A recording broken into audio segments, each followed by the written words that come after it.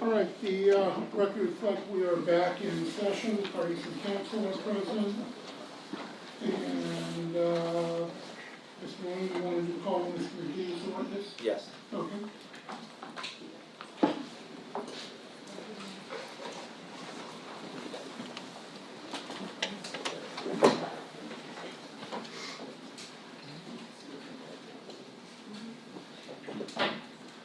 You do solemnly state the testimony you shall give in the matter pending before this court shall be the truth, the whole truth, and nothing but the truth, so help you God?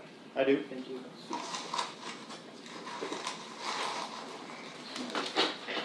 State your full name, spell it for the record. Middle name, Sure. James, J-A-M-E-S, Edward, E-D-W-A-R-D, McGee, M-C-G-E-E, I'm the second. Okay. You ready to see Mr. Wayne? Thank you. Seems like yesterday we were just right here. Different view. Yes. I wanted to ask you about the work you did with our expert on the cell towers. You know who I'm talking about? Oh, you talking about Vlad or? Yes. Okay, yes. Okay. And how long was he working with us, I should say? I don't know exactly, because we had other experts that we were working with, but I would say possibly approximately a year before trial. And part of his responsibility was to look at certain calls on certain days and try to determine whether or not we could get additional information or debunk the prosecution's theory about location and whether any mistakes were made. Does that sound about right? Well, when we hired the expert, our purpose was actually just to give him the reports and say, take a look at them, see what you see first. And so I gave him very wide latitude to analyze everything without direction. So then he can have an honest look, and then after that, then I started asking more pointed questions to give him direction, see what after what he's telling me he sees. When we, or actually, when you were working with Vlad, did we, when I say we, meaning you and I, kind of divide up the areas of responsibility? That's correct. And was Mr. Jovanovic, one of the cell tower evidence and the cell tower experts, your part of the, I guess, responsibility? Yes. And did Mr. Jovanovic provide any reports or what you thought would be useful information that could be used in this case? Yes. And specifically, what was that? Well, he provided feedback as he went along. Then he started to say the different things that he saw. So I had him break down reports into two subject matters. The first one was issues that he can identify for foundational issues for the cell tower records. And the second one was what he called a geolocation of the calls, where he broke down what the actual records show for locating a phone or a user of a phone. Was there a difference between what Mr. Jovanovic was doing in his analysis compared to what the government had done? I don't know, because the government expert never wrote a report. So I don't know everything they did or everything they looked at. And that became one of the difficulties. So we had to give Mr. Jovanovic a wide latitude to develop his issues. So I don't know. Was Mr. Jovanovic given anything from the government as to geolocation utilizing the cell towers? Only thing that we provided to him was the preliminary hearing testimony and the maps that they presented first at the prelim, and then what they subsequently gave us, how they modified them after the preliminary hearing. And what was that? What do you mean? What was the modification? That they removed the terminating towers, they gave more scale and more labeling on that, because one of the issues that we were addressing with the people's expert was that he was not CAST certified, which is a certification for FBI agents to be experts on call histories. He, after the preliminary hearing, did receive that certification, and so he had to change his reports and his analysis. That's how he described it, without a report explaining why or what led to that. And when he did that, he then included only the beginning towers for all the calls or most of the calls? On the reports that are the maps that we saw, he was highlighting only the beginning tower of the call. And did you feel that that was sufficient information to, especially if you're looking for or trying to determine location using cell tower evidence? Well, I had concern personally with it, and that's why I kept asking for more detailed reports and his analysis and why he's doing that, because that differed from what he testified as an expert as what was necessary to show movement of a caller or location of a caller. And so he thought it was very important to have the beginning and terminating cell tower highlighted, but that changed. And I started formulating with the team the opinion that it was changing because it wasn't matching their narrative. Okay. And did Mr. Jovanovic find some problems that you guys discussed regarding the site tables, both from AT&T and, from AT&T?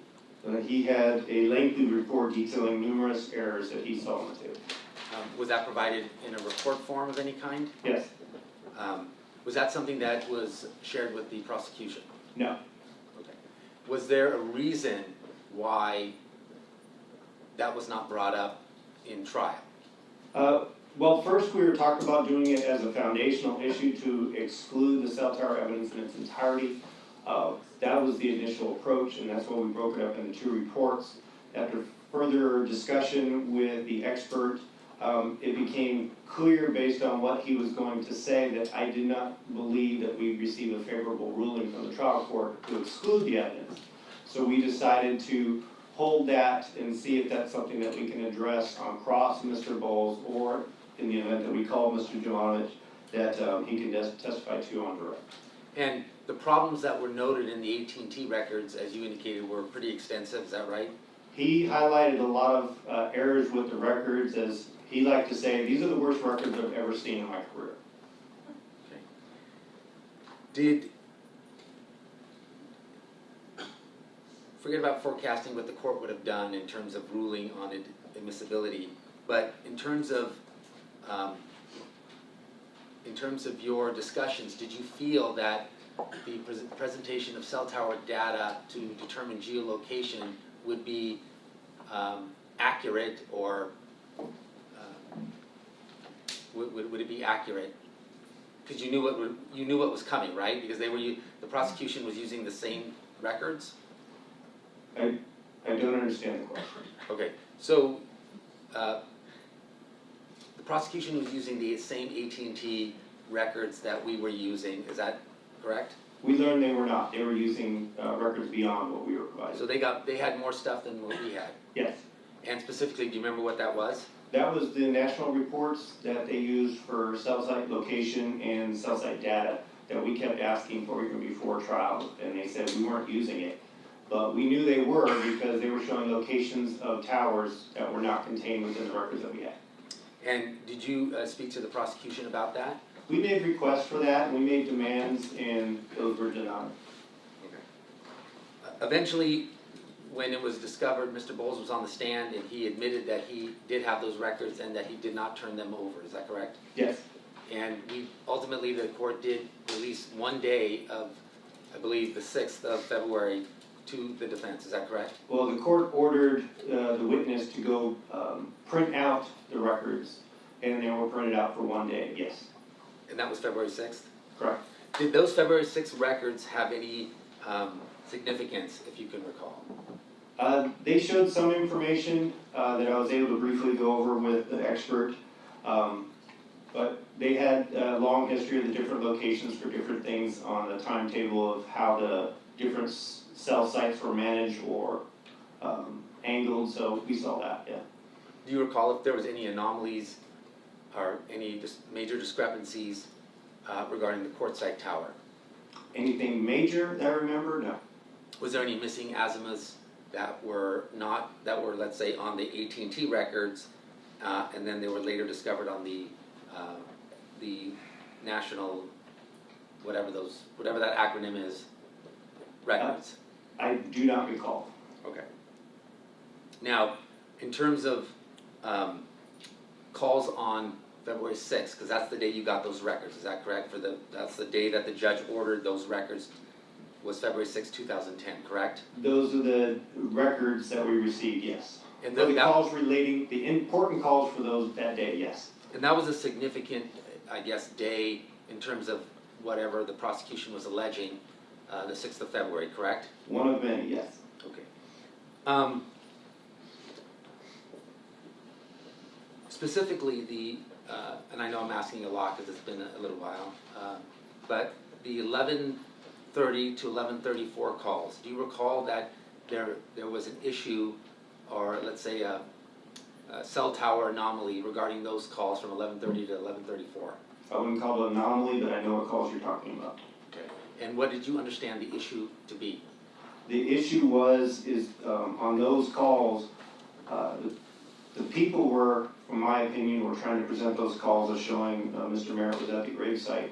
The issue with that is that the calls were handed off to another sector that does not contact the cell tower. And also with the call beginning on one azimuth or one tower and going to another was indicating to me and the expert, and eventually to Mr. Bowles, that the likely cause of that was the cell phone moving. So, but those were ones that we were focusing on. And was the issue brought up that if the cell phone is moving, that means if the individual is moving, it'd be kind of strange since it's only a 4-minute period and he's bouncing on 2 separate directional antennas? Correct. That was the 85-degree and 10-degree antennas, yes. Okay. Did you feel that the need for anything further to be done regarding that? I don't know if you don't want to call it an anomaly, that strange occurrence or that rare occurrence.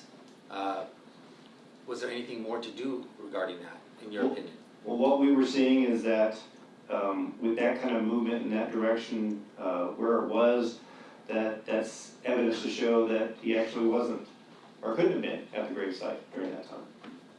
Did the prospect come up that maybe one or both of those directional antennas may have been either malfunctioning in some way, come up as an issue? There's always that issue of whether or not the cell tower records are entered correctly or if they're aligned correctly. Vlad always mentioned that there could always be issues, but with that being so distant in time and without having an eyewitness to say, this is what was going on, it was difficult to lock that down. We tried to get maintenance records, maintenance reports, or any work that was being done to modify those, and we were told by AT&T they do not keep those, or they are trade secrets, so they were refusing disclosure of all that. And then talk a little bit about the 1152 call. Do you recall any significant issues regarding the 1152 call? The 1152 call, that's the call that I believe began on the Quartzsite Tower 85 and then ended at the Palmdale call, if I remember, downtown at the 3:30 estimate, if I remember correctly. Did you know what the distance was between the I guess the 85 azimuth area of the Quartzsite Tower and the 330 area of the Palmdale Tower? I believe it was either 6 or 8 miles, one of those, somewhere around that. It was just under 10 miles. Okay. And did the discussion ever come up that might be an impossible situation, that somebody could start there? But before I ask that, what was the duration of that call, if you recall? If I remember correctly, it was in a long capture and a short call, just over half a minute. And did it come up in your discussions with Vlad that that would be very difficult for somebody to travel from that area to a location 8.5 miles away? Yes, so then that was an area of discussion, and that caused a lot of issues, especially the fact that, He said, that's definitely somebody moving. That was one thing that was very clear. Then the question was gonna be, well, where were they when they were moving? And he said it was very speculative to try and put that together. He said the only thing that would make sense would be to put them on the I-15 freeway heading south, but still, he says that really doesn't match up. So in the end, he was saying, there's somewhere in Victorville, but I don't know where, but it doesn't really make a lot of sense. With that amount of distance need to be traveled in that short amount of time to reach both towers. Did you ever have a discussion with him about that call being an impossibility, meaning the way it was? He didn't say it was an impossibility. The more difficulty was the impossibility of trying to place them, or where they could possibly be. Okay. Now, did the topic of the 85-degree azimuth as a potential, I guess, crossed antenna come up? No. Okay. So that was, Well, I shouldn't say that. There was question of whether or not there was an incorrect reading from that. We were thinking it could have maybe been another tower, but that was speculative. We didn't have any evidence to support that. do you recall having a discussion with Chase regarding his request to you about not arguing that he was somewhere in the desert on the northeast side of the quartzite tower because he wasn't there, so he didn't want you to argue that, even as a possibility? He did state that, yes. Then at trial, do you recall whether or not you dealt with the issue of that 8.5-mile trek in the call, the 1152 call, starting at the 85-degree azimuth and ending at 3:30 down in on the Palmdale Tower? Yes, it did. Did you, and that was the cross-examination of Bowles? Correct. And do you recall if you had a discussion with Vlad about that, about how to approach that with Vlad? I don't know if I had discussion with Vlad after the testimony and after we received the records. Vlad did give me a bunch of points and questions to address the issue before Bowles even was called to testify. So he gave me kind of different aspects which I can address it. And did you do that, those areas? Did you cover the areas that Vlad wanted you to cover, I guess? I didn't do everything that Vlad wanted me to cover because a lot of it started going to technical issues, and it became clear to me that Bowles did not have the foundation to discuss those technical issues. So it would have been trying to get questions or question a witness where he didn't have the proper foundation, and I didn't think the presentation would be well received on that issue. Did you ever think of the prospect that, since that call was impossible, that perhaps Chase could not have been in the 85-degree azimuth because it was malfunctioning in some way, or it was crossed in some way? The mistakes testimony. He She said the stated word, also Tim Stubbs not in evidence. Was that a discussion that you had with anyone, whether it was Vlad or Chase or anything of that nature? What kind of discussion? Whether the 85-degree azimuth was somehow crossed because of because of that 1152 call? There was maybe brief discussions, but like I said, we didn't have any evidence to explore that, so it was difficult. Okay. Now, when you say evidence, did you made requests from AT&T to get records, and they did send records? Is that correct? Correct. And did Vlad help in drafting those subpoenas? Yes. And was AT&T responsive to give us everything that? I should correct. Vlad was helpful, but also our prior expert we had, Jerry Grant, also helped draft the subpoenas. And those, was AT&T compliant? Not always, no. Okay. Eventually, did we get all the records, or did we get some of them, or what did we get from AT&T that you felt, well, what didn't we get that you felt we needed? I would have loved to have gotten maintenance records of the towers and make sure that they can demonstrate their actual records are accurate. What about drive test data? AT&T did not have any drive test data. We had drive test data in paper form. The problem is we could not find the subpoena to support where that came from. We looked for weeks to try and figure out where that was. We asked Vlad where it came from, and nobody could identify the foundation requirement.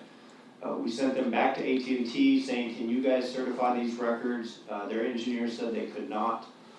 So we were stuck with some records that we couldn't present. And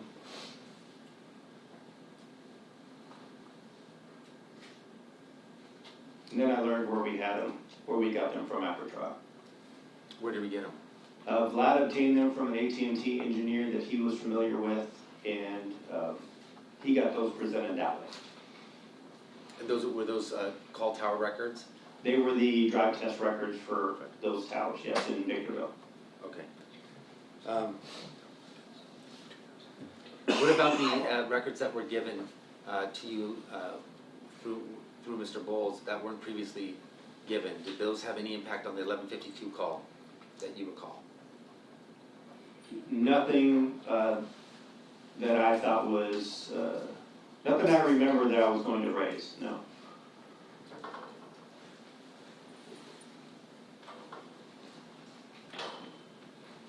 Just give me a minute.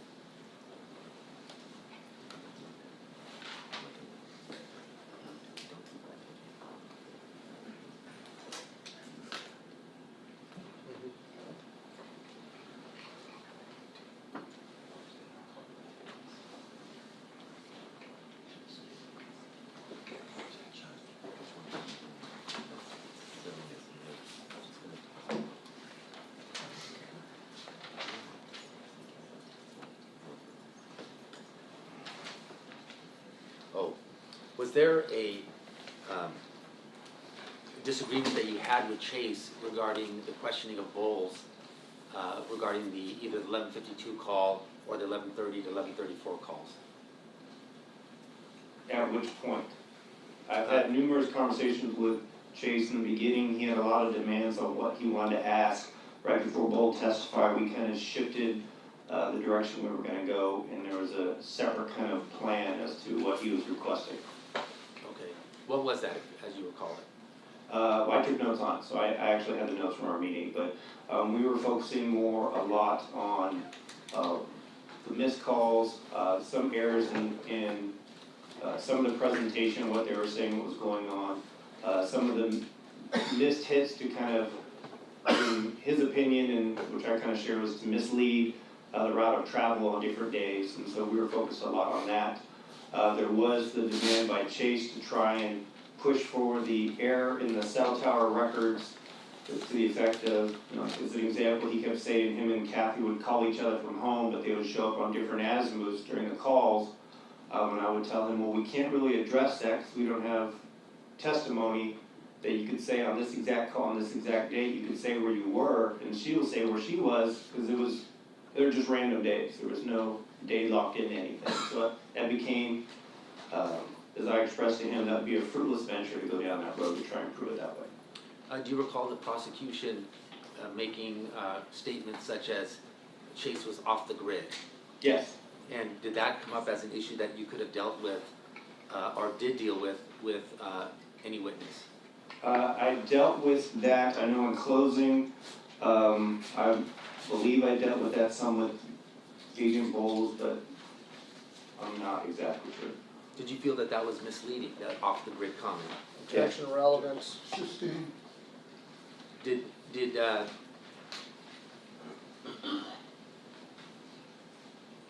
Well,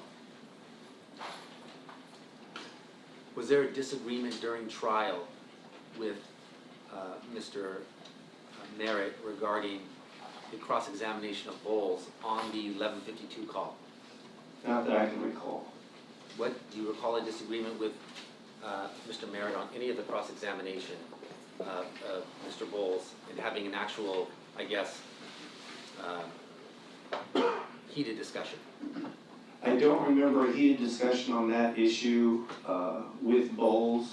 But it was a long trial. We had different days where we were like, this is good, this is working well, and there's other days that he was disappointed how things were going. But I can't tie them to one particular witness.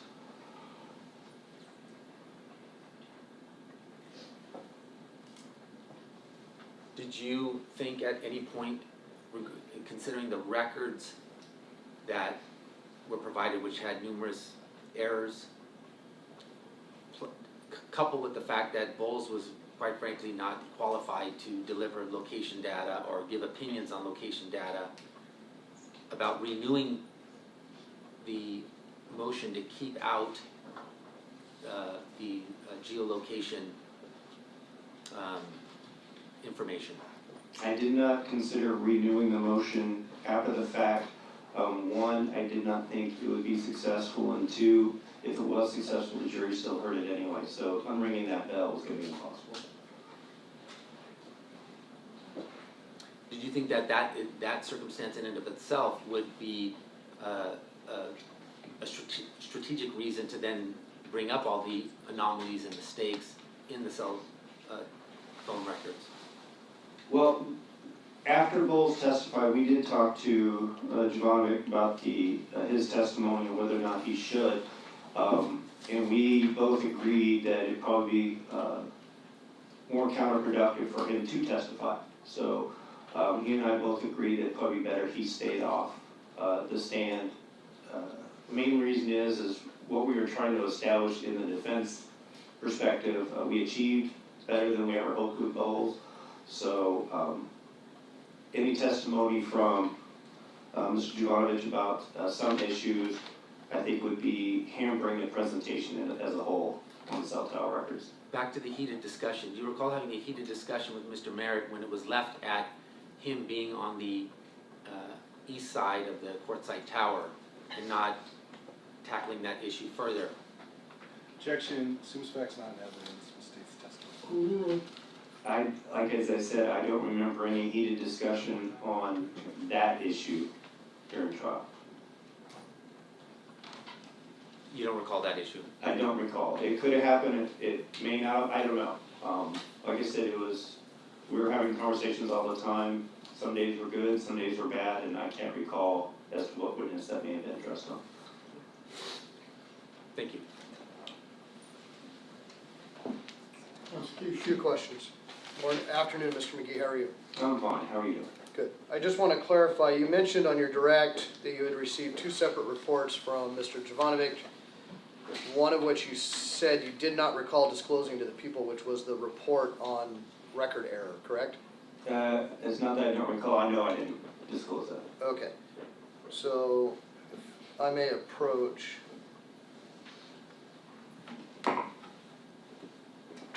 You gave Mr. Dougherty I don't know, was it a flash drive or some form of a lot of the reports you had at some point for your experts, right? I believe so, yes. Okay. Over the course of the trial, yes. Is that the report you're referring to? That would be it. Let me see. And when you scroll down, it has your defense base number on it, correct? Yes, and that's one I didn't think I gave over, yeah. Okay. But, in all fairness, it appears you did, right? Here's I did. Okay. And those were reports that your witness prepared are dated September 24th of 2018, correct? I don't know if that's the date he actually dated, but I looked at the number up top and seeing that that's version 6, that was the latest version, so yes. Okay. So there was multiple versions over a period of time? There was things when he was writing, he'd write a section and go, yes, expand on this, so he kept going, like we'd say, expand on this section, and then we would correct grammar and punctuation. Several times during your direct testimony you used the word we. Why? Because it would be different people in my office. It'd be myself, it'd be Jacob Gerard who worked in my office, it'd be Vlad, it'd be different people, and I'll talk to Chase about it as well. Mr. Moline? On these issues, I would keep them briefly updated, but not detailed, no. So you would have updated him on your progress with the expert, etc., right? And generally, yes. Okay. At any time during your relationship, did you have to seek Mr. Moline's permission to do something or not do something? I never sought permission, but, Mr. Moline and myself are both experienced attorneys, but he has more experience from a defense perspective than I do, so I ran a lot of different ideas or theories by him, yes. Okay. Would that include stuff about Vlad Jovanovic? No, not on the technical issues, because I think I clearly had a stronger grasp of the technical issues. It was more general trial strategy. Well, when you said, quote, formulating with the team issues that wasn't matching the narrative, that things were changing, you used the phrase formulating with the team. Who were you referring to? That could be either myself and Vlad, or myself and Mr. Gerard and Vlad. I don't think at that late game we were talking with Jerry Grant anymore. Sometimes we run stuff by Chase as well, when we go visit them, tell them directions or things that we're seeing. And that first expert you consulted with to subpoena the correct documents from AT&T, correct? Well, we were trying to subpoena some, and I came across this expert when I was at a death penalty seminar, and I liked his presentation, so we talked about getting him involved.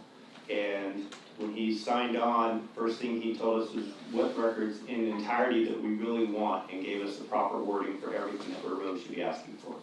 And you received a lot of documents from AT&T, right? Yes. Site history, drive test, well, not drive test data, other data from them, correct? We received some, yes. Okay, but there was some stuff they indicated they either did not have or could not give you for trade secret reasons. That was their answer, yes. Okay. But the one you were talking about you wanted was the maintenance records, which they said they did not keep. They said they either did not keep or were not giving them over. Okay. Because as they said, they did not want to give over trade secrets. They felt that would, if that information went out, that could infringe their competition with other cell tower provider or cell company providers, that they see they have weak signals or weak maintenance or a lot of maintenance, so they were afraid to let all that out. And you mentioned, just offhandedly, the drive test data. Do you recall what it looks like if I showed it to you? Yep. Okay. Because I believe you provided that as well. You got it from multiple counties, Riverside, San Diego, and San Bernardino, right? That looks right. Yes. And what is the date of the drive test data? The year would be fine. That would be 2014 on that one.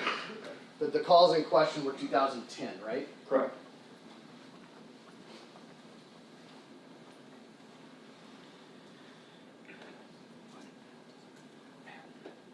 At some point during the presentation of evidence, you realized that the people did not actually present geolocation evidence, correct? Well, geolocation is a technical term. What the people did present was cell tower evidence to try and place the caller or Mr. Merritt in a particular location. You crossed Agent Bowles extensively on all of those issues, correct? On issues, yes. Okay. You had him redo exhibits to include ending cell call data, right? Correct. And this was both before and, you cross-examined him both before and after getting the data that he released to you from the FBI archives, right? The cell tower history location. I don't remember if I had him remake the diagrams he had with the end towers before or after I received the cell tower data. I just know because he testified over multiple days, and so that was one issue I asked him to address, and I don't remember in the sequence of events when I received that data versus when I asked him to do that. Okay?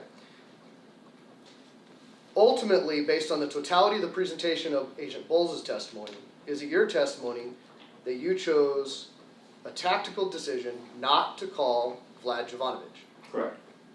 And I think, as you said on direct, was that you had achieved better through the cross than you anticipated, correct? That's correct. And that in some ways it would confuse some of the issues? It could confuse him, yes. I believe your quote, and tell me if I'm wrong, it would be more problematic to put him on the stand. From our perspective, it would cause more problems if we put him on. Yes. Who's the our? Vlad's in my position is that we agreed it's better for him to stay off the stand. And so that was a tactical decision you made based on your experience and your knowledge of the topic. And consulting with the expert, yes. Thank you. Nothing further. You know where you're at? Just a couple of questions. The records that the prosecution turned over, were they cell tower records? Which ones? The ones from the national database? No, I'm talking about just in general discovery. Did they turn over, and the ones that Mr. Bowles used, were those, to your understanding, were they cell tower records, or what were they? From what I recall, what we received from the people, and I may be wrong, is we received the call history data from the people. The cell tower records, like talking about describing the tower and everything, we received those on our own speed.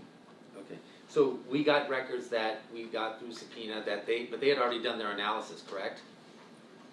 They'd done the preliminary hearing before I came on the case, so yes.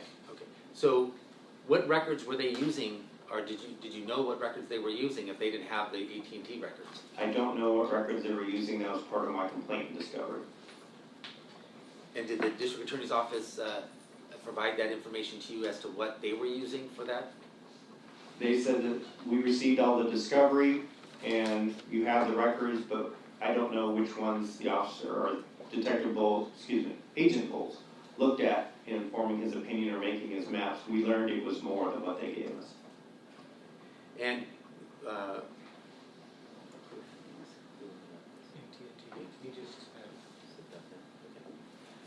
nothing further, thank you. No questions. So with regard to the issue of providing your cell tower experts report to the DA, do you recall at a hearing complaining about Mr. Bowles basically changing some of his reports, maps, diagrams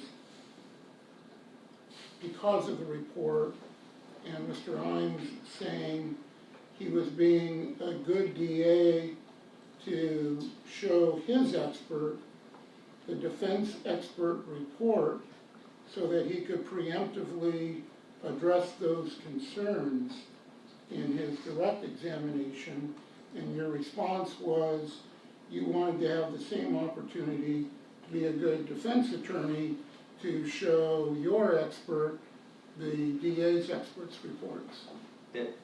Yes, but I think the term he's used was smart prosecutor. Yes. And I asked, I would like the equal opportunity to be a smart defense attorney to have advance notice of the testimony of your expert that I can go over with my expert. Okay. Yes, I do remember that. Okay, so that kind of jogged your memory that those reports probably were provided at some point. I know we gave them reports, but we had multiple reports. The fact that they had the other report, the only reason that they would have that I don't remember giving over is because if we really were considering doing the 402, we wanted to make sure that they had the discovery in a timely manner to properly bring it and not be excluded from presenting that for untimely discovery. Okay. Anything else? No, sir. No, Your Honor. Okay. Any objection to Mr. McGee being excused? No, you may be excused. Okay, thank you, sir, for your attendance. Sorry to keep you waiting all day. It's okay, I had stuff to do. Can I remain in the courtroom then? Yes. Thank you.